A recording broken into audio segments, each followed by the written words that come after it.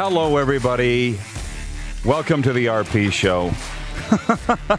What'd I tell you, Darren? It's a Monday. I was just looking down here,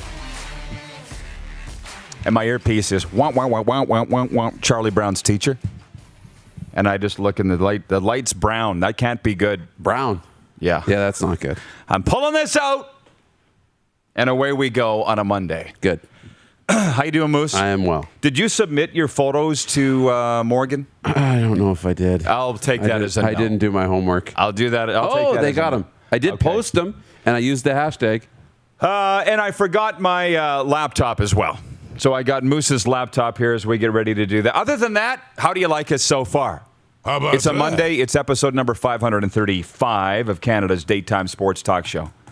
And coming up on the program today, what's become my good friend Ron Duguay, the ageless Ron Duguay, the Bon Jovi of the National Hockey League before there was a Bon Jovi. Dukes will be joining us from Florida. And Nate Ewell will be joining us from College Hockey Inc. to talk about a recap of the NHL Entry Draft on the weekend. But we are going to have a lot of football. We're going to have a lot of football. I have, by the way, no communication with the mothership. I feel like the astronaut floating off the rocket, and the cord's been cut. Oh, yeah. I'm out there, Jerry.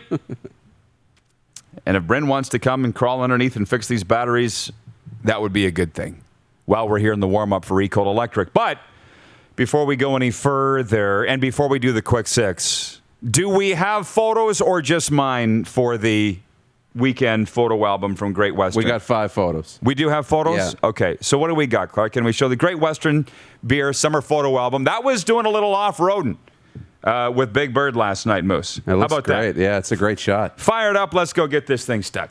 Who sings it? Florida Georgia Line. This is J-Rod.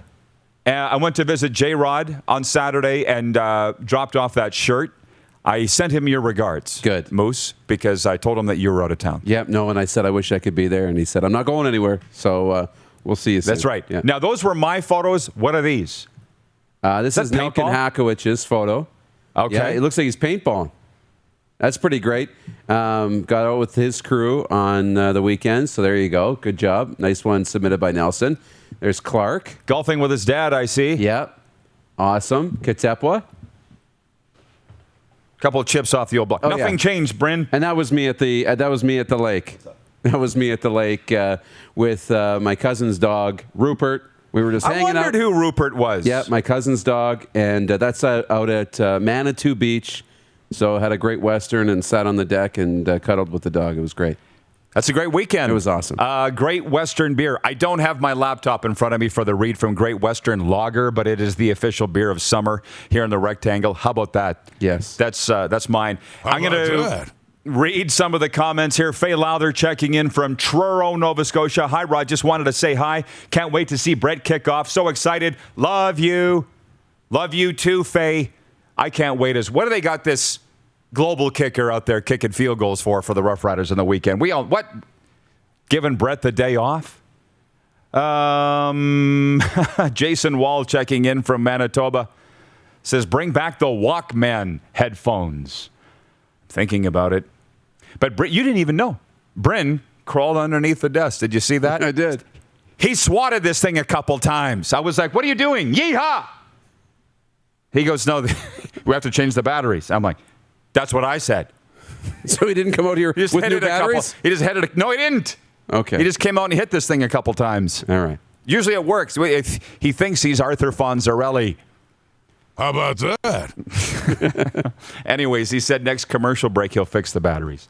So let's go with the quick 6 show topics, please. Enough Mickey Mousin'. Number 1, the Olympics. Are you into the Olympics? I'm very much into the Olympics. I was watching what I thought was karate on the weekend. Turns out that it was judo.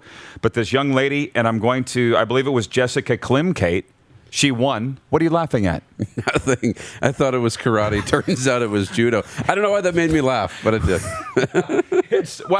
That's sort of like going, I thought it was hockey. Turns out it was lacrosse, I guess. But anyways, I put it in my 10 Things column on the weekend that she was interviewed after winning her match. I don't know if you read my column or not, but they said, how did you feel after you won your match? And she's like, or what were you thinking? She goes, I thought of my mom. She's been taking me to practices ever since I was 9, and I'm 32 now, so do the math. And she started crying, and I'm like, this is what I'm here for the Olympics, the amateur athletes giving their all. A lifetime of struggling to get there and then to win. So I watched some Olympic, judo, soccer, which ESPN calls soccer, TSN calls football. Christine Sinclair's out there. That's what I know. Oh, yeah. And my good friend Bob's niece, the guy that I had coffee with yesterday, his niece is on Team Canada. So I'm getting into it. And I can't believe the negative Nelsons out there that are saying, oh, it's time that we do away with the Olympics. This is a waste of money. This is a waste of time. I'm like, what?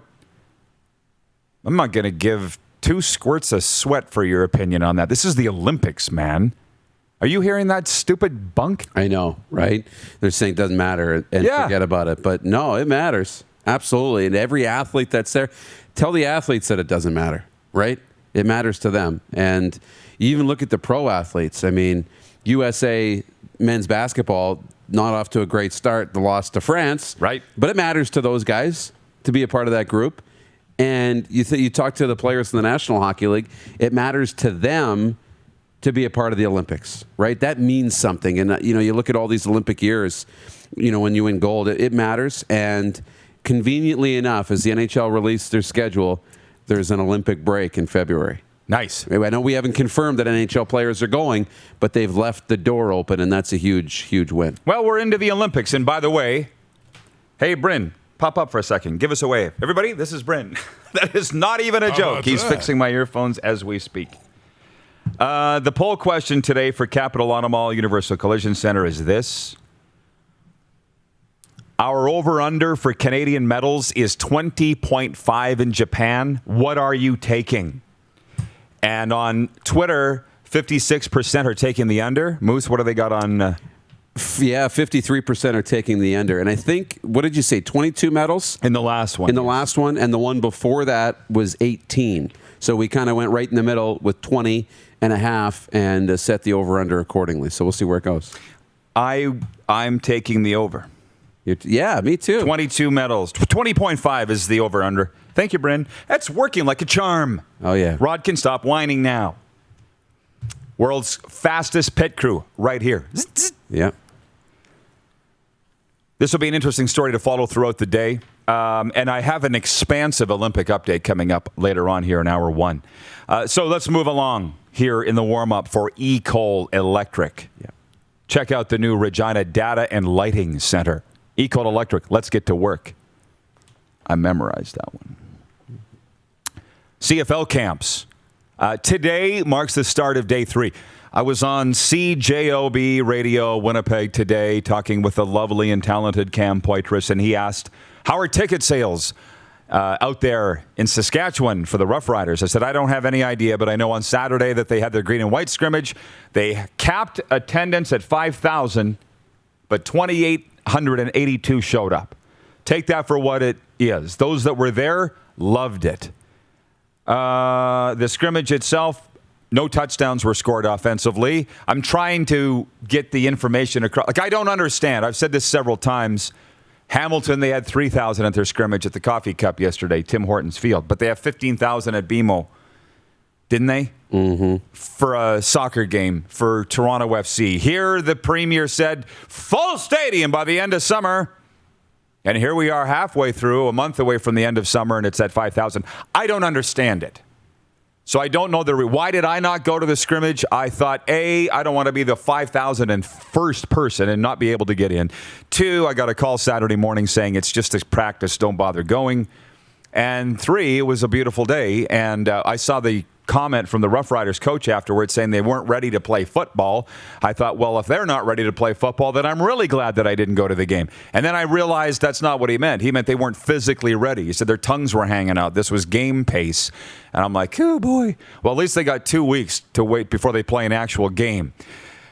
Folks, I've covered 20 CFL training camps, like boots on the ground, in the trenches with them. Day 5 gets monotonous. Today, I believe, is day 17. Monotony has set in. And talking on CJOB 68, Manitoba's information superstation today with Cam, I said the story remains the injuries. And Naaman Roosevelt being cut today by the Montreal Alouettes. 5 years in the NFL, 1,000-yard credential receiver here. He was cut. Calvin McCarty signing with the Calgary Stampeders. He had announced his retirement. He's come out of retirement. That's a switch, Moose. Oh, yeah. Everybody else is retiring. Calvin McCarty's doing the opposite. And he's a friend of this show, and he's been on the show. So we're coming on Wednesday, Clark tells me. Thank you. So basically, what I'm getting, the drift of everything is that, and I've kind of morphed into point 3 here of what's going on in the CFL. Everybody's just happy that the CFL's back and they're in training camp, and that includes the players, the coaches, the executives, obviously the fans, and they will be kicking off on TSN next weekend. Bob's your uncle. But it's just not normal. It's clearly not normal, right? And there's no games to pick apart even in the preseason. So that's my take on what's going on in the CFL right now. Just glad that they're back, but it ain't normal. What's your take on? What are you following? It's not normal, that's for sure. The Calvin McCarty thing is fun and nice to follow it. I'm interested to see what the role is with the Stampeders and how much they use him. I mean, I've been doing a lot of reading on it too, but he's one of those guys. Of all the running backs, there's only 4 that have played 200 games. He's one of them. So that was pretty interesting. Right. And Naaman Roosevelt, will he get picked up? I know I've seen Manny Arsenault as a veteran receiver, putting his name out there on social media saying, hey, I'm ready if you want a veteran leader who's done this before, right? But you got Naaman available, and he's only played 5 seasons in Saskatchewan, going to go play his 6th in Montreal, gets released, twice 1,000 yards. He almost had 1,000 yards in 2019. So Naaman's a very interesting piece to see if he sticks somewhere else. Point 4, NHL draft leftovers here in the warm-up. I really enjoyed the draft coverage. I didn't watch any on Saturday. It was like Friday night I watched quite a bit. Yeah. My rooting interest was Cole Sillinger, the son of 18-year NHLer Mike Sillinger. They've sat in that chair right there. He went to the Columbus Blue Jackets, which, of course, everybody's saying, poor kid. But he's just happy to be drafted. I was talking to some Golden Knights people on the weekend, and they're very excited with their draft. And they're like, Michigan. What's with Michigan? The number 1 selection came out of Michigan, but wasn't it 3 of the top 5 or something ridiculous? Yeah, it was insane. Michigan Wolverines. And another kid who's committed to Michigan. So it was like 4 Michigan players, in the top 10 of the draft. It's very, very special for that program. And you want to increase recruiting. You want to increase ticket sales. You want to sell more merchandise. Have 4 guys drafted in the top end of the NHL Entry Draft. Pretty wild. Usually we see a lot of, UND or CHL players going in those top spots. But this is NCAA kind of having a coming out party. Yes. But there were 33 Western Hockey League players drafted in the National Hockey League Entry Draft on this weekend. The most of any league. Still the kings of NHL draft player development. The Western Hockey League. I'm just going to throw that out there. And I do have to say, by the way, that the Seattle Kraken, with their 2nd-round pick, the 35th overall selection, went with the defenseman from God's team, the Regina Pats, Riker Evans. And how about that? We called his games in the Regina bubble. I said he's a junior hockey version of Ray Bourque. And nobody jumped down my throat because I prefaced that by saying, junior hockey version of Ray Bourque, okay? 1.1 points a game, 12-game point streak, off the glass and out, great skater. I'm not saying he's Ray Bourque. I'm saying he's the junior hockey Ray Bourque. I know. I like you wrote that, and then in brackets, in capital, junior hockey, just so you are clear here. But you're right. He's steady. He's consistent. He's not flashy, not going to make mistakes, reliable. All those things that, put Ray Bourque in the Hall of Fame. Drew Koser watching from the Pilot Butte Storm. He's the Brent Sutter of the Prairie Junior Hockey League. He says 4 of the top 5 picks, University of Michigan. Yeah, 3 players and a recruit. Sheesh. We got to speed up here because Dukes is logged on and ready to go right after this first commercial break. 5 NHL camps opening this week. They're saying that Tom Brady's video where he threw the football into the jugs machine 3 times, they're saying it's doctored. No. Well, I know. People are saying Tom wouldn't do that. Tom also wouldn't deflate footballs in the AFC Championship game too, right? And listen, I'm a Tom Brady guy. But I've been around those jugs machines my entire adult life. There's no way that you can fire it. It's like putting a bullet back in a gun. It doesn't happen.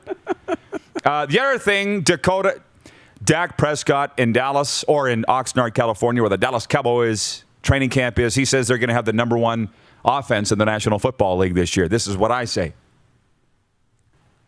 Shut up, Dakota, and just go play football and stop talking. Finish the season, and let's talk. And anything less of an NFC championship game is a failure for America's team, the Dallas Cowboys. Stop the talking and start playing. And point 6, the Toronto Blue Jays, they're in a swoon. They've lost 4 of 5. They open up a massive series at Boston this week. Massive, because they've fallen 9.5 off the pace behind the Red Sox in the American League East. I was going to do a poll question today. Will the Blue Jays make the playoffs? But we can save it for later in the week. Yeah. Last week, I was feeling really good about it. So was I. And this week, I'm not. Anyways, we'll pause. This has been the warm-up, covering all the weekend sports topics and today's, brought to you by E-Cole Electric. Ron Duguay joins us next. You know he'll have plenty to say. You're watching the Rod Pedersen Show across the Game Plus television network, all 10 provinces in Canada, 31 states in the U.S. on TV. Streaming on YouTube and Facebook, and 24-hour sports radio for Suds full-service car wash at rodpedersen.com. You're watching Rod Pedersen on demand. For more of the Rod Pedersen Show, visit rodpedersen.com or follow Rod Pedersen on social media.